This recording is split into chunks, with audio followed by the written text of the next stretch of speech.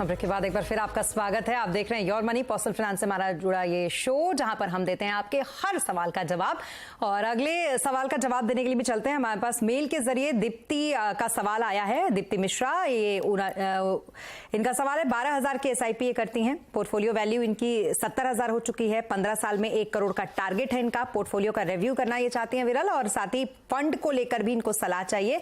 जो इनके फंड्स हैं वो भी मैं फटाफट पढ़ देती हूँ। दीप्ति मिश्रा का पोर्टफोलियो पारंपरिक फ्लेक्सी कैप फंड 1,000 के एलोकेशन के साथ, SBI कॉन्ट्रा फंड 2,500 का एलोकेशन कर रखा है, HDFC फ्लेक्सी कैप फंड है, कोटक इमर्जिंग इक्विटी फंड है, मिराय एसेट फोकस फंड है, क्वांट एक्टिव फंड है, कैनरा रिबेको स्मॉल कैप फंड है, Motilal Oswal mid cap fund है, क्वांट टेक्स प्लान फंड है।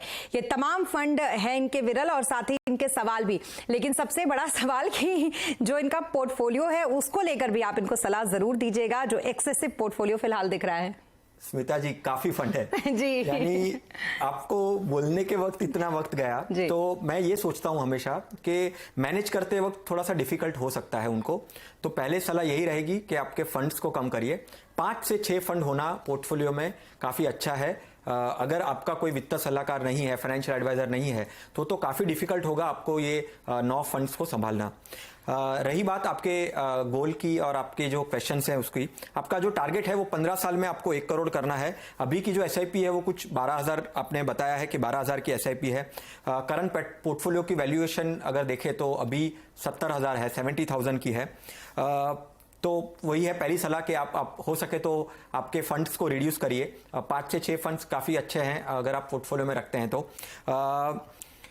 कोई भी नए फंड को ऐड ना करिए। जनरली हमेशा ऐसा होता है स्मिता जी कि बहुत बार ऐसा कोई नया फंड आया और नए फंड हमने पोर्टफोलियो में ऐड कर दिए और उसकी वजह से भी हमारा पोर्टफोलियो बढ़ जाता है। तो कोई नए फंड को ये ना करिए। अगर आपको SIP बढ़ानी भी है, जैसे अभी आपके केस में मैं बोलूँ तो आपकी अगर SIP ओवरऑल 20,000 की अगर SIP होगी तो ही आपका जो ये लक्ष्य है 1 करोड़ का 15 सालों में अचीव कर पाएंगे।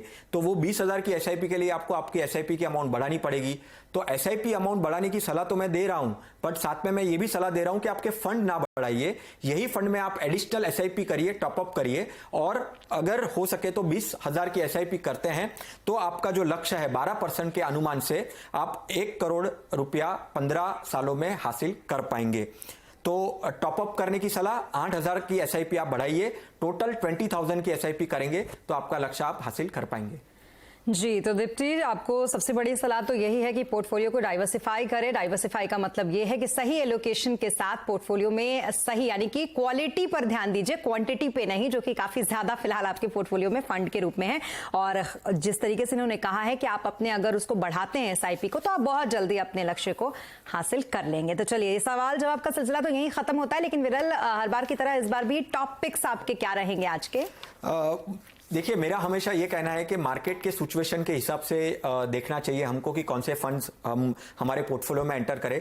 तो अभी की सिचुएशन के हिसाब से मार्केट वॉलेटाइल है, क्लैरिटी नहीं मिल रही है कि कैसे जाएगा। इलेक्शन आएंगे नेक्स्ट ईयर, तो उसके पहले उठापटक हमेशा जारी रहेगी। तो एसेट एलोकेटर, जहां पे different assets, equity, debt, gold, तो सारे के कॉम्बिनेशन वाला एक फंड है ICICI का, मैं वो सजेस्ट करूंगा।